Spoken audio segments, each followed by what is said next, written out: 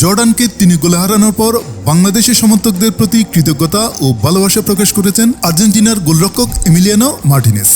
ডালাচে match শেষে মাঠ ছাড়ার সময় এক বাংলাদেশি প্রতিবেদক পেছন থেকে বাংলাদেশ বলে ডাক দিলে সঙ্গে সঙ্গে ফিরে তাকান মার্টিনেজ।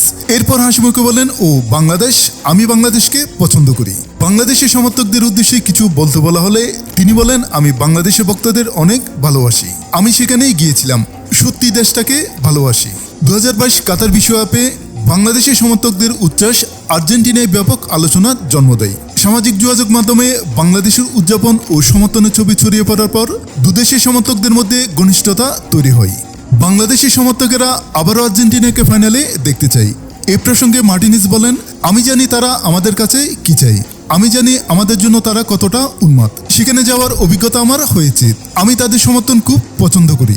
বাংলাদেশি সমর্থকদের সঙ্গে আর্জেন্টাইনদের মানসিকতার মিলও তুলে ধরেন এই গোলরক্ষক। তার ভাষায় তারা একদিক থেকে আর্জেন্টাইনদের মতোই, সেটাই আমার ভালো লাগে। বাংলাদেশের জন্য আমার অনেক ভালোবাসা। গ্রুপ পর্ব শেষে আর্জেন্টিনা নকআউট নিশ্চিত করেছে। মাঠের ব্যস্ততার মধ্যেও বাংলাদেশের প্রতি মার্টিনেজের এই প্রতিক্রিয়া দুদেশের ফুটবল ভক্তদের সম্পর্কের ধারাবাহিকতায় তুলে ধরেছে।